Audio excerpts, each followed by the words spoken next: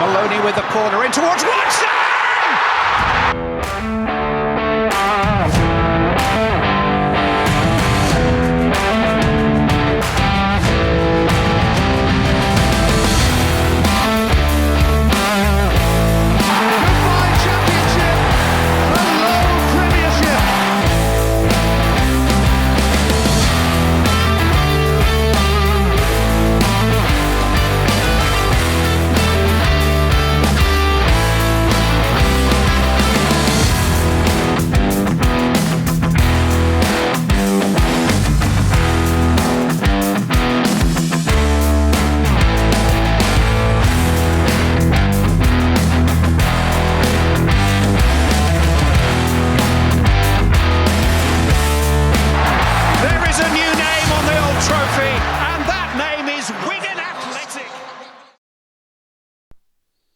Welcome to episode 2 of the Heritage Podcast. In episode 1, we spoke with an absolute Latics legend in Harry Dazoo, who spoke about his time at the club, his wider footballing career, including his infamous altercation with El Hadj Diouf, and how it felt to arrive in England when he first signed for Barnsley. If you haven't already, do go back and take a listen. Harry tells some interesting tales from his time at the club. This episode is the first of our Talking Tics episodes, in which I'll sit down with fellow fans and past players to talk about the best and worst moments in the club's history. If you're listening to this on release day, August the 19th, then today marks the 47th anniversary of our first ever game in the Football League down at Hereford, so what better topic to discuss than our election to the league in 1978. So sit back, relax, reminisce about some of the best moments from our first ever game and first ever season in the Football League. Welcome to our first fan discussion. We're going to cover the Hereford 1978 game, first game in the Football League, which is 47 years ago. And we've got a guy who played in that game, Noel Ward. Does it feel like 47 years ago? Well, when you told me earlier on, it was like, oh no. It certainly doesn't. I mean, when you think back on it, it really doesn't seem that long ago. It's frightening that it was that long ago. Does it feel that long ago to you, Harold Ashurst, who reported on the Chronicle back then? No, it feels like yesterday, to be honest. I can see a lot of the game. I can see Ian Gillibrand leading the team out. I was lucky enough then to travel with the team. And they were a good set of lads. Matt Jackson's been talking today about team spirit and things. The team spirit in that team that Ian McNeil gendered was unbelievable. Unbelievable. We're going to go back a few years. So we'll go back to sort of 76, 77 from then on. People may or may not know, we made 34 attempts to get into the Football League and 1 attempt to get into the Scottish League. Back then, obviously, there was no promotion relegation as there is now. You had to apply to get into the league. Despite winning the sort of equivalent to the National League, we failed to get into the Football League. How did that feel as a fan, Colin, Secretary of the Heritage Projects? How was it as a fan that you constantly rejected? I think we got used to it in some ways because, I mean, there was this famous thing about Sir Stanley Rouse, who was the chairman of the football, or FA, and he said because Wigan Borough had folded with the season starting, he said that there wouldn't be another team in Wigan going to the Football League as long as he had something to do with it. And I think he either resigned or died a couple of years before. And lo and behold, we got in. So I think obviously different for Harold because he was reporting on various things and he had inside a bit more knowledge. But from the outside, there was no internet or anything like that. So we were relying on the press and stuff. I'm not sure if it was mentioned on the television, and probably if it was on the television on the 6 o'clock news, well, that's when I first knew about it, in a sense. Was there any desire for you to go and watch anyone else? One of the things we have in the area we have back then, not in the league, of course, it was easier for people to jump on a train or a bus and go and watch Man United, the likes of George Best down there. Was there any? I've only watched one team. It was always Wigan. Yeah, 1970, I think Runcorn on a Friday night was my first game. I think we won 3-1. And then the weekend after that, we played Goole and won 7-0. And that was it. 70-71 season. And obviously, in modern days, every game's on TV, it must be hard for someone to nail the colours to the mast of a non-league club rather than go and watch a league club, especially when there's one so near down the road. He's just bit into a biscuit, but we've also got Barry Worthington from PWU, so I'll ask him a question in a minute when he's finished that. Did you ever want to jump ship and go and watch one of the league clubs or the top division clubs when we were still in the non-league and rejection after rejection, or were you into the mast? Yeah, heart and soul, we're going to have to say. I mean, I've liked other clubs over the years. I used to follow Brian Clough around with this club because I liked his style of management, I liked his football. So when he was manager at Derby County, I loved him, and then not so much so at Leeds United, but it was only there for 40 odd days. But at Forest, I just like the way he took unknown players, lower league players, developed them and turned them into superstars. I think Tony Woodcock's a big example of that. And it's something that we've done over the years as well ourselves, haven't we? That we've made us so hard. But no, always Wigan Athletic. So going back to what you're saying, it's like about other clubs and that there, and Wigan Athletic in particular. It's like when I got a phone call from Ian McNeil, and he invited me down. I came down and spoke to him, and that was his ultimate aim, was to get the club into the Football League. He said, obviously he felt that the club could sustain a Football League team. That if he can get success, then the crowds, because obviously when I came and I signed and started playing, the crowds were, as Harold will attest, the crowds weren't great, to be fair. But Ian always said that if we had a successful club, that the fans would come, and obviously that it proved it when that second season when we had that FA Cup run, that the fans turned out in their droves. Build it and they will come, as they say. Yeah. As players, what's it like? Obviously, fans, Colin and Barry, they're close to the mast, but what was it like as players when you come down, you win the league, you get rejected from the Football League, or you have a good season? What was it? I know a few players left to sign for league clubs, but what was it like year after year trying to pick yourself up and carry on in the non-league? Well, I think I did 2 years non-league, but the first year was the first season I came in. To say it was a disappointment would be to say I think we finished 10th, and considering the club had never been outside the top 3 since the Northern Premier League had been instigated.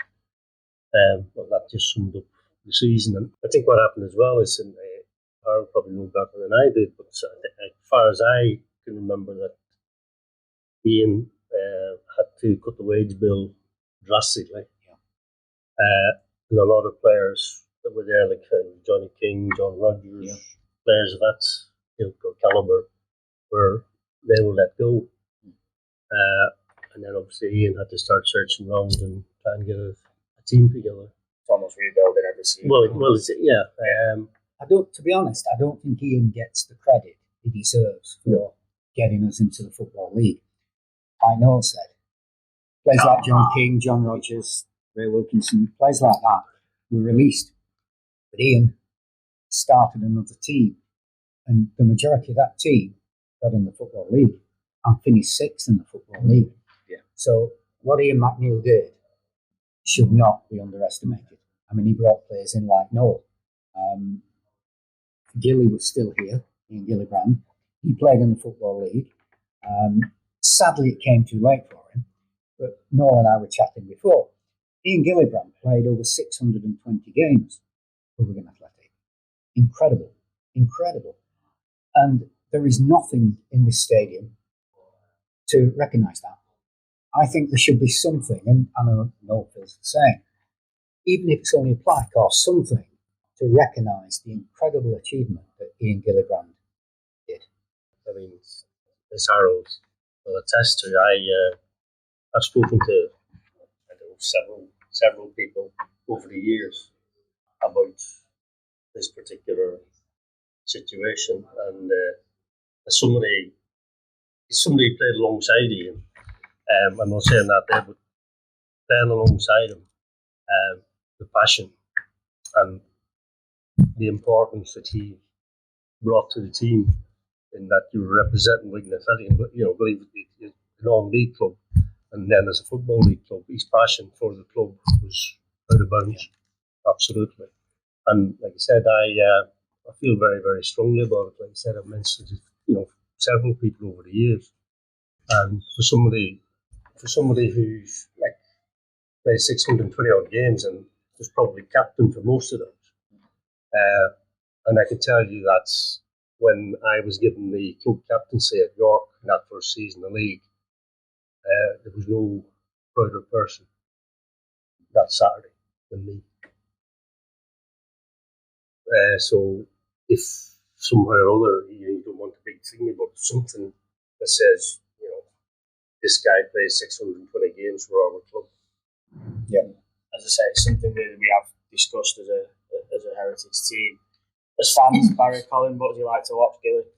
I was growing up at that time, so it doesn't like stick in the mind, but it was always a solid defender, wasn't he? And very consistent. I don't remember him getting injured many times. To be fair, he didn't. He didn't get injured. He didn't get injured a lot. And like I said, he was a very, very good defender, and he was he wasn't particularly tall, but he was pretty decent in the air. Yeah.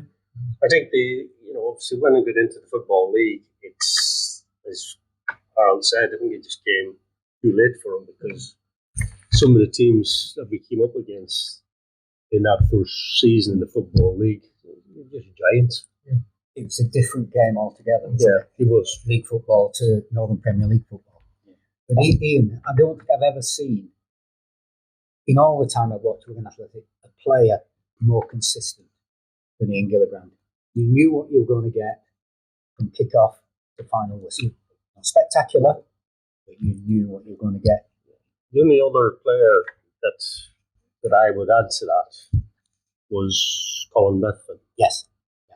Yeah. Because you could guarantee. I mean, I always remember, I never spoke to him once about he'd come in the supporters club after the game, and I said, "What up with you?"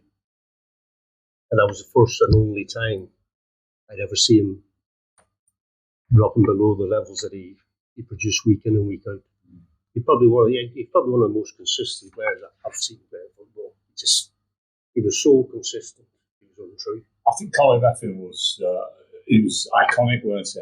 And on the terraces, he was known as Cat Weasel, because he had that sort of image about him. But he was a class player on the pitch, and he was very much a leader. And I think that's the thing with Gilly.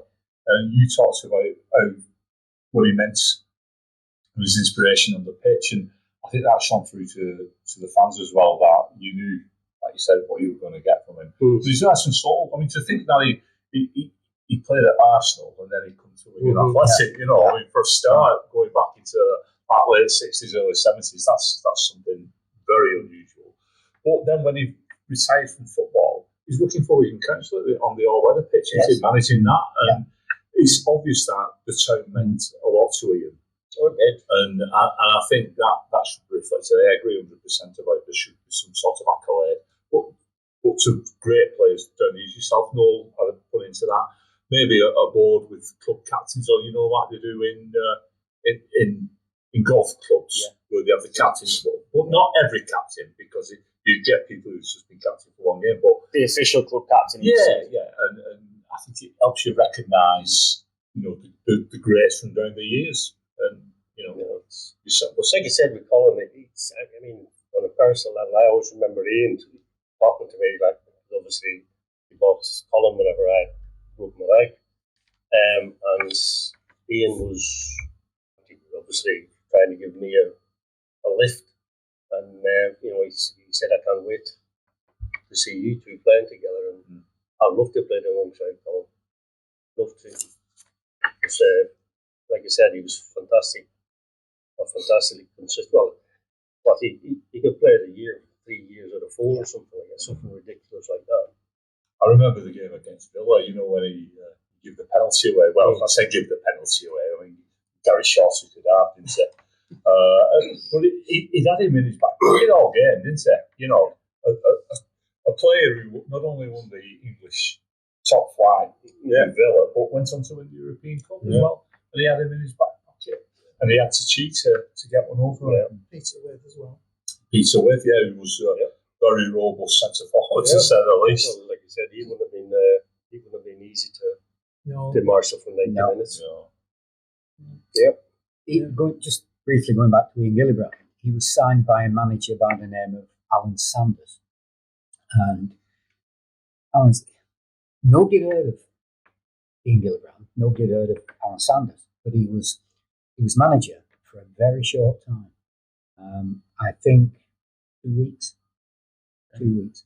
Not because of his performances, but because of things that happened off the pitch. He signed Ian Gillibrand. I think he signed Tony McLaughlin as well. But if Alan Sanders is remembered for anything, he's remembered for signing Ian Gillibrand. 2 week managers since I got and all that thing, all that. Yeah. What was his name? We're sort of going back to the thing again. It's like that's the first season I played. Obviously, like you said, we said Ian had to let a lot of players go, and then he then signed some players then the following season. Yeah, and that was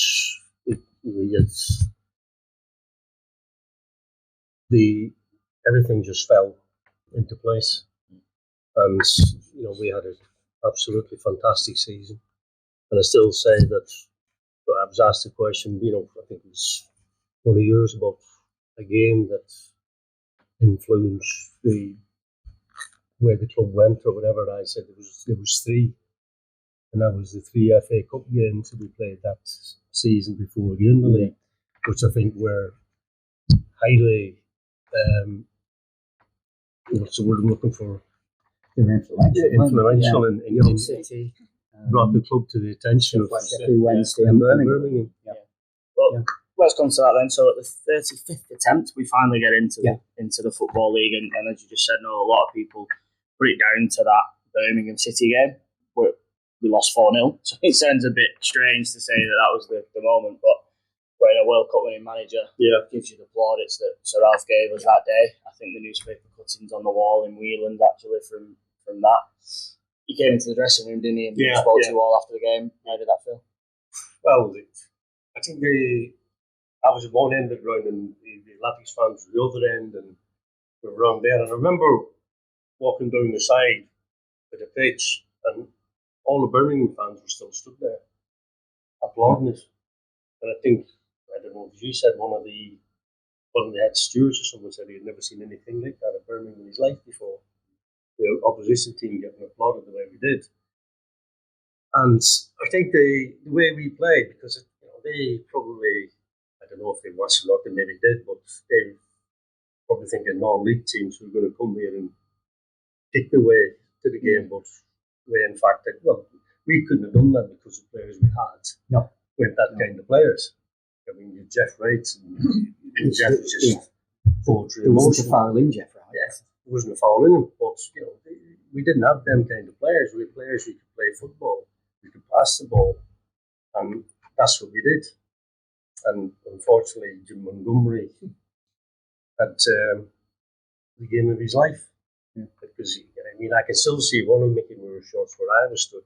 He's going in the top corner, and the next thing he appears from nowhere. He didn't even knock it past him. He bloody caught the damn thing. Yeah. When you think the scorers were Trevor Francis 2 and Keith Burton 2, Trevor Francis was just coming into his prime then. Yeah. He wasn't he the first £1 million footballer. He was indeed, yeah. Went to Forest. Yeah. And I think he was only 16 or 17 when we played him. And I remember interviewing Alf Ramsey after the game. There were a number of us there. I'd never seen anything like it. Never seen a man so anti-media in all my life. The national lads, they'd obviously come across him before. Yeah. And I asked what I thought was a simple question. And I think it was something like, did you expect this sort of performance from Wigan? And he didn't answer. There was absolute silence. And he said, I won't insult Wigan by answering that question. and there were questions like that. And a couple of the national lads said afterwards, that's what he's like all the time. He just is his own man. You know, We're going back to, like you said, we were in the dressing room and there was baths and showers, you know what I mean? Like a five-star hotel, wasn't it? Yeah. And the next thing, Hugh McNeil was shouting, like, lads, quiet, and looks up and there's Ralph Ramsey. And he's best, you know, he had that voice, the way he spoke, like, so. Oh, traditional English. Yeah. like a military man. He wanted to congratulate us on the way we played and what we were a credit to ourselves, we were a credit to the football club, and we were a credit to the fans. And he said, I wish you all the best for the rest of the season, or words to that effect. And we were like, this guy just won the World Cup. He's in here. I think he Talking to a bunch of part-time football. Well, about the press with him, Harold, I think when he was manager of England, he had a bit of a rough time. Oh, he did. Yeah. Media. English managers, rough time with the media? No. Well, not in them days, though, Adam, they weren't, were they? You know, like early to middle 60s. You know, we had a selection committee before Ramsey, didn't we? Yeah, they did. It was Walter Winterbottom. Sure, He didn't pick the team. But Trevor Francis, for me, was one of our truly world-class players that we produced in England. He went on to play in Italy, didn't he, afterwards, Sampdoria and that. And I remember seeing him play. I'd never seen anything. I think he was probably a little bit older than 17. Might have been 20-ish. Yeah. And he just blew me away with his skill. And his speed. Yeah, and Virgin was a good player, but Francis was just a different level. So he did not get into two then. Absolutely, yeah. Absolutely. That's very good defence. There were two games that I missed due to illness. One was Manchester City, 1971, 1st of January. Yeah. And Birmingham game. Both games, like, you know, highest ones that we had. Yeah. Was ill. Lost them both as well. Yeah. You know, I think it's when we come down the M6, we got to the turnoff for Birmingham. Roll coaches. Yeah. Couldn't believe it. He did obviously go slightly public, maybe not in your interview with him, Harold. He did go public and say, well, we played that day, and say, I think the press cutting is in Whelan's, and a lot of people say that's the reason why. But on the 2nd of June, we finally get elected into the Football League. As we said, 35th attempt. How did you find out? I was working that day, as most people would have been. I think it was a Thursday or a Tuesday. It was a Friday. Or even a Friday. There you go, even a Friday. Even Monday or a Friday. You'd only sell the big ones. And I remember the Twitter of the day, the social media of the day, was the stop press in the Post and Chronicle. It was like on the outside of the paper, the stop press. And I was looking at the garage where Rosebridge Motors is now, top of Anderson Street at Inns. And I went to the paper shop, nothing on the radio. The only station we could pick up was Radio 1, and Paul Gambaccini or somebody was on there, so no mention of sport. Anyway, I'm waiting for the papers to arrive, and this van pulls up, and we throw them out, and we've got a little sign around them, and I said, quick, open these. And open. And the stop press, it just says, Latics in league. And it just felt, the elation that I felt at that moment is unbelievable. I thought, we've got a league club. Wigan have got their own league club, and it's Wigan Athletic, and it was like just an amazing feeling. So was that the equivalent of the breaking news ticker on Sky Sports? Absolutely, yeah. It was, yeah. It got brought by a car toss on the back of a truck. It came out on a Friday, and the Observer had come out on a Friday, so we were, but the main story in the Observer was by me saying we wouldn't get in the league. So, but the number of people who said to me afterwards, "Oh, I knew we'd get in." No, they didn't. No, they didn't. People always said you get in when you didn't expect it. We didn't even win the league this season, did we? We didn't. No, but we still got in. Yeah, I think to be fair to the team out there,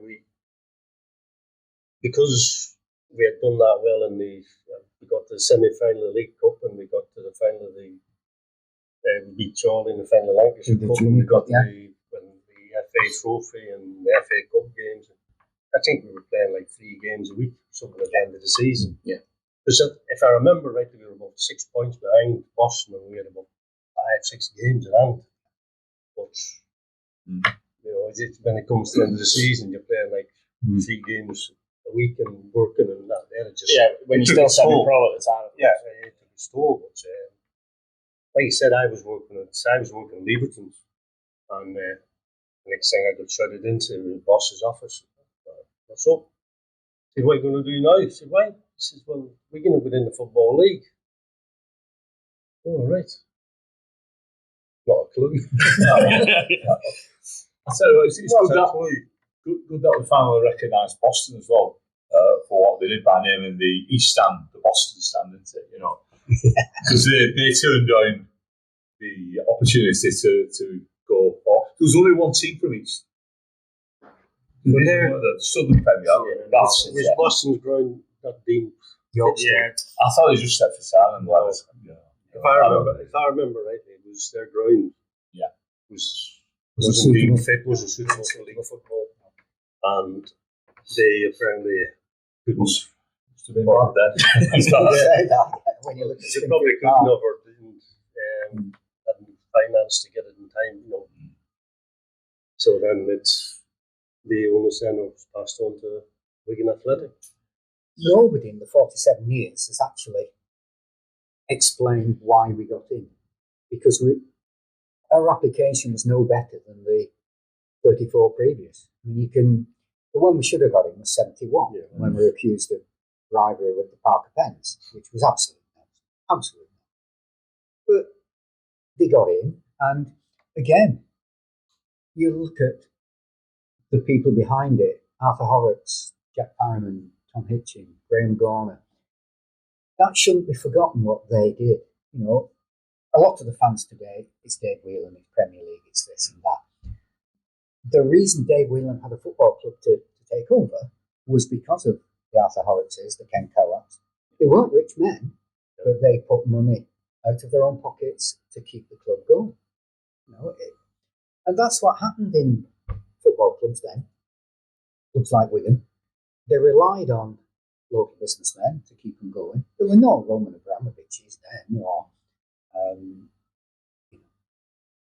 these really rich people to keep the club going. Even in the First Division, there were I can't think of any men who had massive fortunes like there is today. You know, It's a different world nowadays, isn't it? yeah, I mean, today, at one time, you had to be a millionaire to run a football club. Now you've got to be a billionaire. Absolutely. I think if Dave Whelan owned us now, he wouldn't have the finances to propel us to the Premier League like he did back then, would he? I mean, we signed Nathan Ellington for 1.2 million. What would he be worth nowadays? I'll tell you what else was surprising about us going into the league, which a lot of people thought we wouldn't do. Wimbledon had been elected the season before. Yes. How often did it go? I mean, the one before then was Hereford United, that was back in '72. Then before that, you started going. But they were all Southern clubs as well. I think we were the only Northern club ever to be elected to the Football League, and we were the last club to be elected. We were. We were the last club. And the only Northern. I mean, it depends where you draw your line. But, I think there was. I mean, correct me if I'm wrong, but there seemed to be some sort of, there obviously was some sort of bias, because I remember reading something when Barrow got kicked out of it, and that was down to pure and simply because of where they were. Well, you had Barrow, Worthington, Bradford Park Avenue. I mean, they were the three teams that went. They went, and they're purely down to where they were. Yeah. I mean, we replaced Southport, didn't we? So it was one in, one out in terms of the Northern clubs.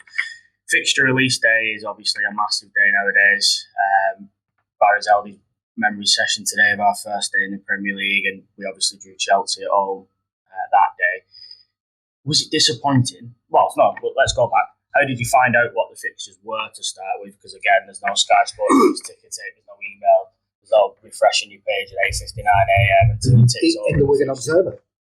Seriously? Did you get them earlier? We got them early and we published them. They were embargoed. You couldn't print them before a certain time or day or something. But they were in the Observer and the Plus and Chronicle. But the Observer came out and all the fixtures were there, and we interviewed Ian and various other people. I think Derek Welsby was the secretary. That's right, Derek was, it didn't matter what the club was. We were playing a Football League game for the first time ever. Coincidence was that we'd already played Hereford, because Wigan were top of the Premier League one season and they were top of the Southern League, so we had a playoff and it was 2 legs. And there was where my dad worked, where my father worked, they got a chappie in for do a time and motion study, and he came from Hereford, so they became friends. So when we played them on the Sunday, we travelled down to their house and had something to eat before the game and stuff. And we'd already knew the setup, so to speak. You know, it weren't like we were going completely blind into the unknowns. You know, it was a bit that we knew. Which we would have been to a lot of clubs, because I guess all the sort of southern teams in the league we'd not played before, or certainly not played very often, so there would have been a lot of the unknown about that season. There was going to be an awful lot of trepidation and things like that there, and it's Ian managed to train a couple of players. Kevin Smart was a very, very good player. Was recommended by. Was it Sir somebody? Just a big manager. I can't remember. I remember Kevin. I know Kevin. He was recommended by a First Division manager. He came from Plymouth. He was playing for Plymouth Argyle. He called me into his office one day after training, and he says, "What do you think of Ian Purdy?" So why? He says, "Well, I've got a chance to sign him." So I just said, "Get him signed." I said, he was at Aberdeen when I was there, and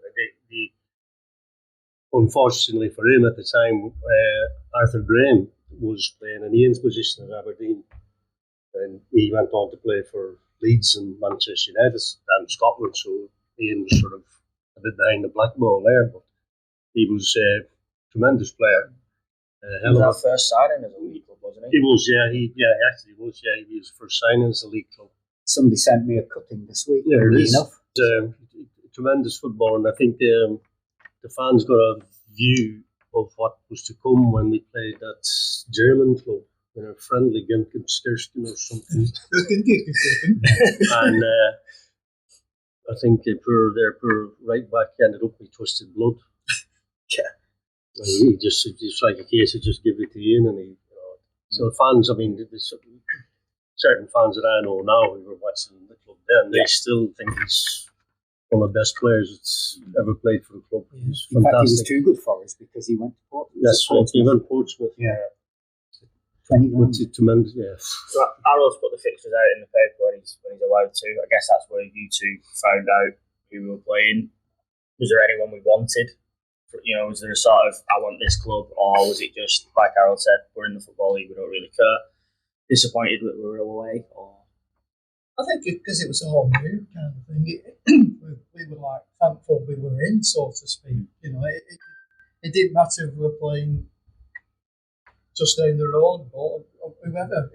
We were in the Football League. I think that was the main thing, and hopefully we'd hold our own and we won't disappoint anybody, and we'd go to strength and strength. Well, we definitely held our own, obviously, as we said earlier, finishing 6th in the league on Barry. Apart from our first home game when we played Grimsby side, that was a bit of an eye-opener, wasn't it? It was like, wow. That was an introduction to they were very good that season. Well, they got promoted that season. They got promoted, and they got promoted the season after.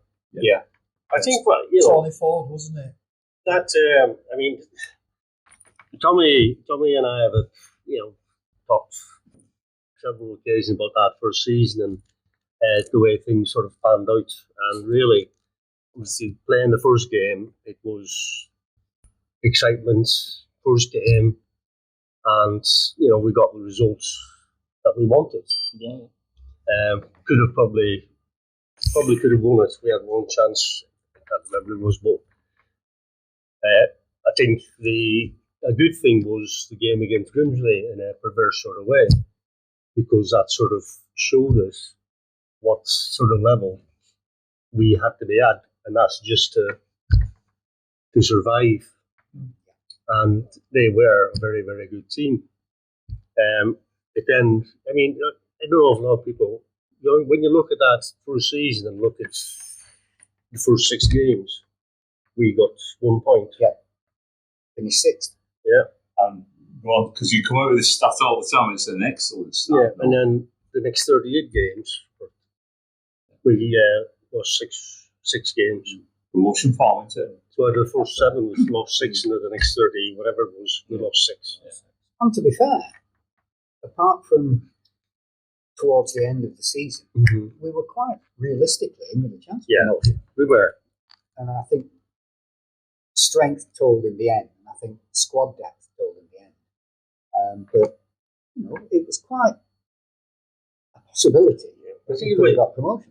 I think what when we look back on it, those first 6-7 games, the problem was that we were training 5 days a week and we were playing twice a week. And in all honesty, I think it was we just weren't fit enough for 90 minutes of football week in and week out at that level. But the players, obviously the players were good enough. We knew that there. We had a good team with good players. And gradually, we got used. We got used to it. We gelled together as a team. The one thing, like going back to what Brandon has said, the camaraderie and everything in that team was second to none. And you sort of need that there when you get the start that we had. It could have been so easy to fall apart. But, we stuck at it and gradually became more accustomed. It got easier. And said the results then from then on to the end of the season proved it. We don't put this into context as well, but we've just beaten Tranmere in the League Cup. Yeah. Which was a good achievement because Tranmere was a recognised division 4 side. And to beat them over 2 legs, Corrigan scoring and Tommy Gore, didn't they? Unfortunately, we got Luton away, didn't we? And the Steen brothers. We did. We lost 2-0 against Luton, but I think they were Division 1. As that I thought we played quite well against them. Luton. Yeah. Oh yeah, we probably did. I mean, we did. There again, it's just class. A class told. You say about the first 6 games, there would have been a lot. I'm assuming of trying to find our feet at a different level. You're talking about players that are used to training every day, 4 times a week. Yeah. And we they've probably been doing it, they've probably been full-time professionals for years. I mean, there's a big difference between playing Matlock Town and Grimsby Town, isn't there? Yeah. Matlock was our last game in the Northern Prem. And then, 6 weeks later, we're playing Grimsby Town in the 4th Division. We got promoted. We were probably one of the best teams. We were the best team in that division by a mile. Yeah. And it was an eye-opener, but I don't think anybody should be too surprised. It wasn't a disaster or anything like that. No. We were a bit unlucky with Newport County, wasn't it? Because we lost 3-2. Yeah, we lost 3-2. There was a couple of games. The one game where I didn't think we did ourselves justice was Reading away. Probably no little, but we lost 2-0. And we got absolutely thumped. I think that was one of the games where maybe Ian thought about changing things because, like I said, I think every one of their players was 6 foot plus, and if there was only myself who was over 6 foot in the team. So I think Ian was thinking then along the lines of maybe getting somebody else in the team to help with the aerial bombardments that you got in them days. Especially at that level. Yeah. So we go down to Hereford, historic day, Edgar Street, massive following. We get a 0-0 draw, which positive results. I think anything other than a loss was probably what we were aiming for. What was the journey there? Like you said at the start, Harold, you travelled down with the team. What was it like? It was quite good. I mean, Noel probably backed me up, but there didn't seem any nerves on the coach among the players. It was, I always used to enjoy travelling with the team because you got to know the players, you got the trust, and it was a nice time to travel with them. You got the feel of it, and you chatted to the players and everything. But that was no different. It was. Nobody was nervous. Nobody was panicking. Ian especially was quite relaxed, and it was a good feeling. think we were actually the players, and we were actually looking forward to it. You know what I mean? It was a chance. Yeah. Most of us always wanted to be able to go at playing full-time professional. And I certainly wanted another go at it after savouring it at Aberdeen for over 3 years. So I certainly was looking forward to it. But I said the overall thing, but the team and the manager was bring it on.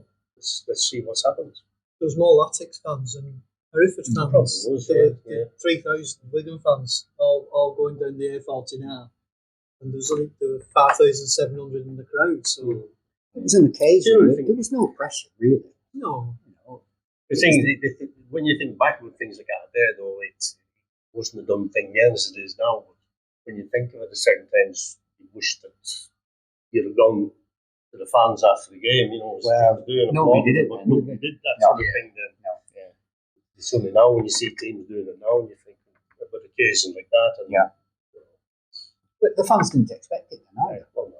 Talked before about Gilly and how good of a leader he was. What was his sort of last message before we walked out?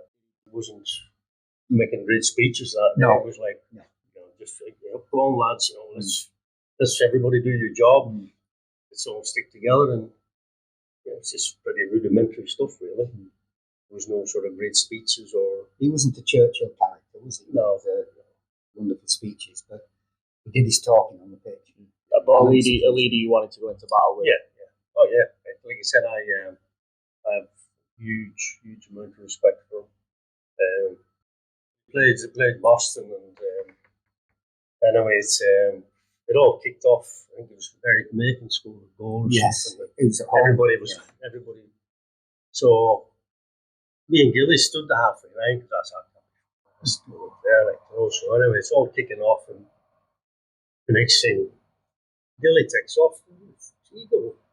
Next thing, he dives in the crowd. Next thing, all you could see was Gilly coming up like this. Here, they had a goalkeeper, big Scots fella, built like a brick shit house. They grabbed Gilly down there. And Gilly, he comes back. He says, "No." He says, "If I ever do that again, I'll stop it." I'd never seen that.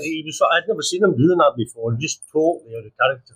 Because a few skirmishes Eric Macon, didn't he? Oh, Eric, absolute legend, Eric.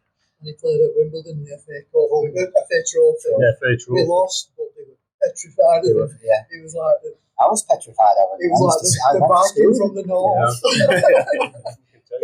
was originally a defender, wasn't he? And they put him up front. Oh, I don't know. He was. Yeah. Was he? I only remember him playing up front. Yeah, he was a centre half. He was, yeah. I've interviewed Eric before, yeah.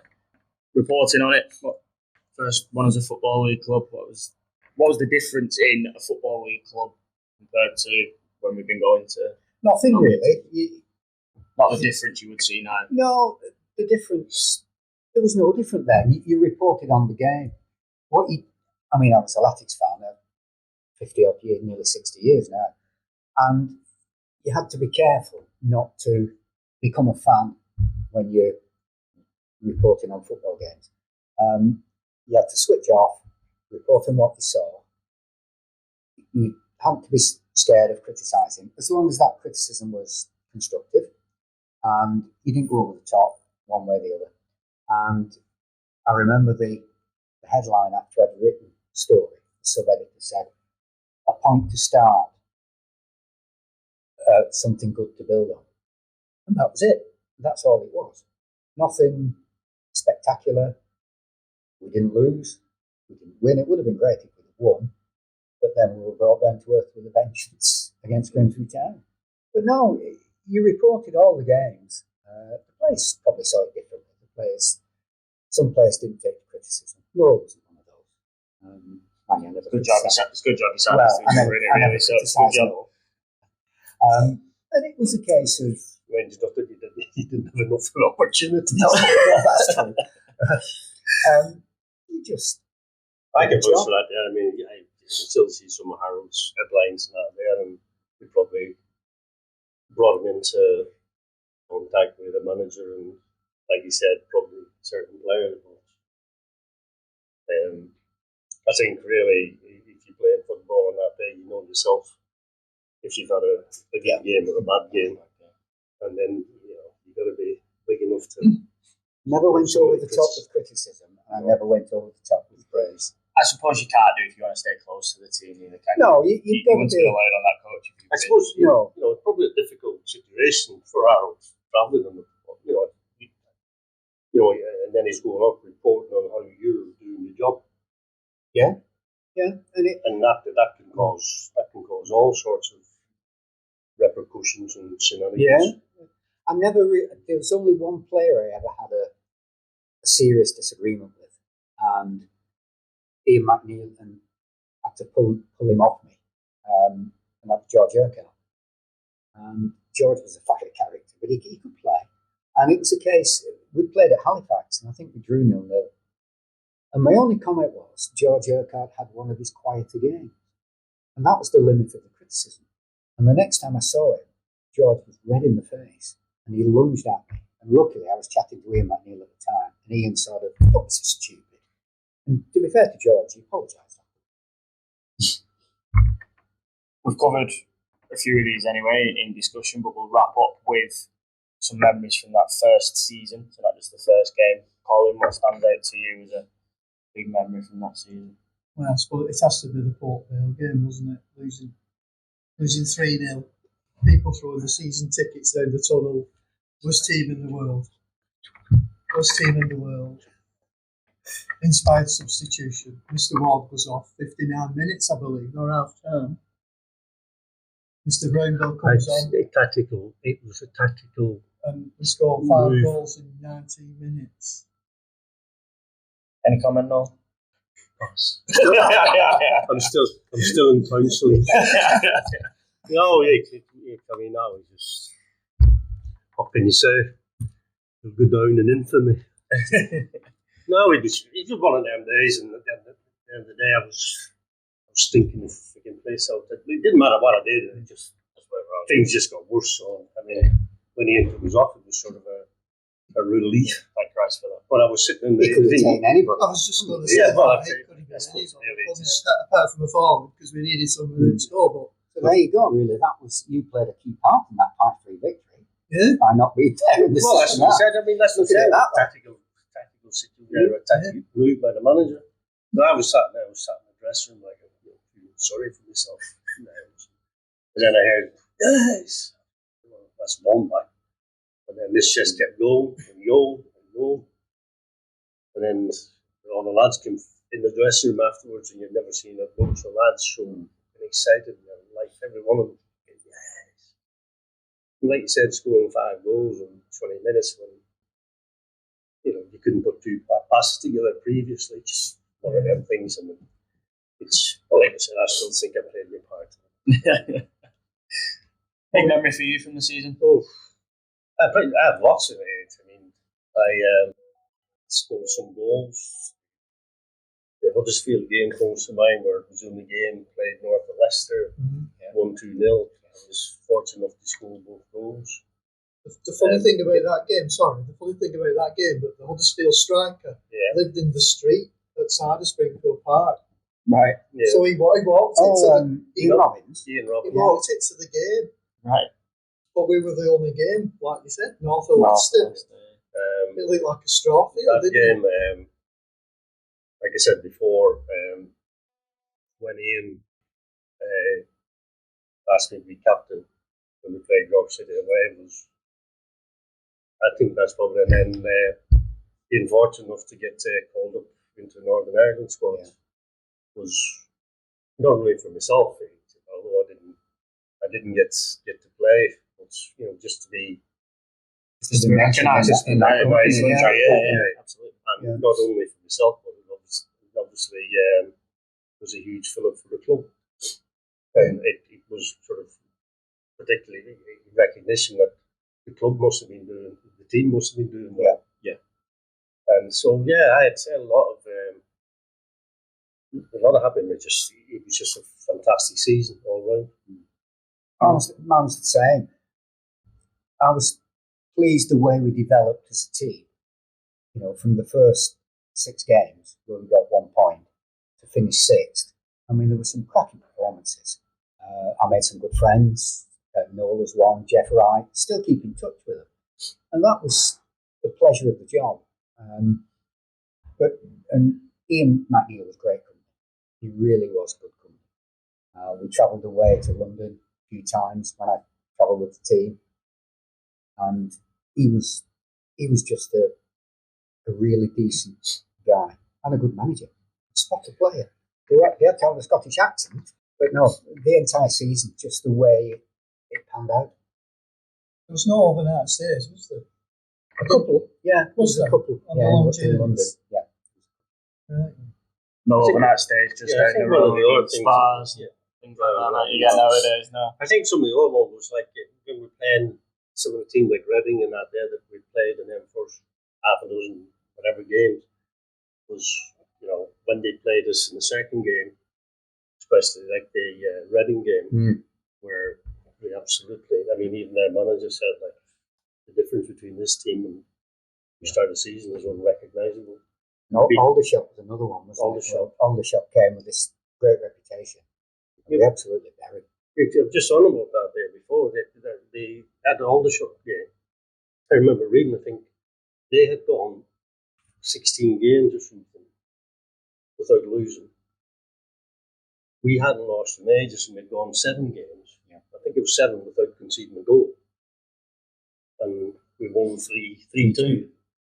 So, games like that there were previous, the early part of the season, we could beat Reading and we got tongued.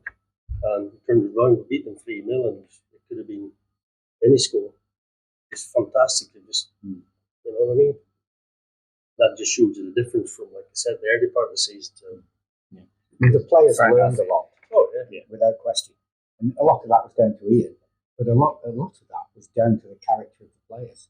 They were willing to learn, and they did learn. By the end of the season, we were damn unlucky not to get promotion. But for a lot of them, they've waited that long to get into the league and had rejection after rejection. Just like you said, the main thing was that camaraderie. There was, when we were losing game after game, there was never any backbiting. There was never any falling outs.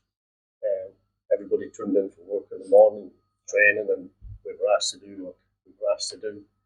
And like I said, it was, considering the calibre of the players that we had, it was only a matter of time, I think, before, like I said, there were no everything come together, the training, and it's no superstars. We just saw a bunch of lads who were given the opportunity. Yeah.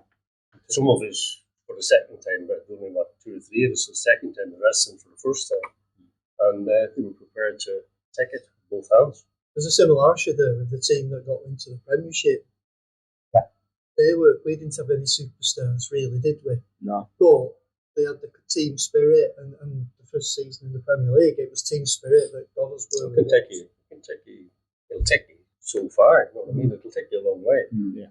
But you still need to have that ability and whatever else, you know what I mean?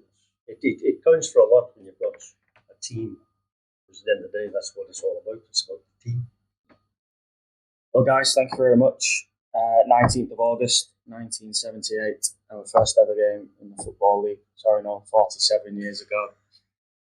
As we speak, we've been a Football League club ever since. When we got admitted to the Football League on the Friday, 2nd of June, I got married on the 3rd of June, the day after. Which day do you remember the most? Yeah, my wife doesn't listen to this. I can edit it out, Harold. Well, the funny thing was, I'd had my stag do the week before, and I was fine.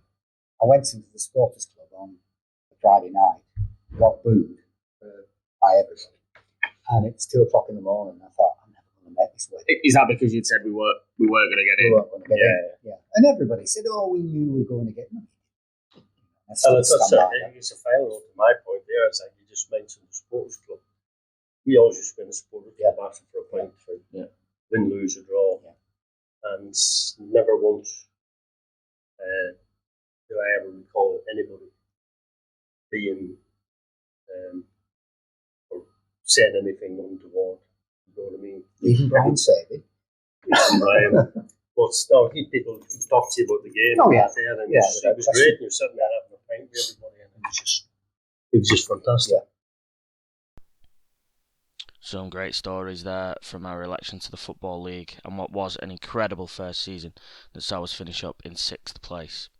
I'd like to thank Noel Ward, Harold Ashurst, Colin Walls and Barry Worthington for joining me to share their memories and stories from what was a major moment in the club's history some 47 years ago. If you enjoyed some of the tales from Harold, why not join Barry for the next Wigan Athletic Memories session held at the stadium on September the 10th, where Harold will be telling more stories from his time covering the club, and I'm pretty sure there'll be some crackers in there. Free to attend, simply email barryworthington@hotmail.com for more information. If you'd like to be a part of the next Talking Tics episode, do get in touch, secretary@wiganathleticsupportersclub.co.uk, or come and see us in the South Stand bar before home games and let us know. We'd also love to hear your feedback on the podcast, so please do drop us a line. You may have also seen the Heritage programmes on sale at home games. We're now adding a new piece to those to improve the content, entitled Springfield Park Memories. So do send in any of your memories of the great games and occasions down at Springy, and we'll look to publish those in future editions. You can also now follow the podcast on Twitter at HeritagePodWAFC and also on Facebook, the Heritage Podcast WAFC. Again, please let us know your feedback as well as your memories from the 78 season. We'll be back shortly with more player interviews and more Talking Tics, but until then...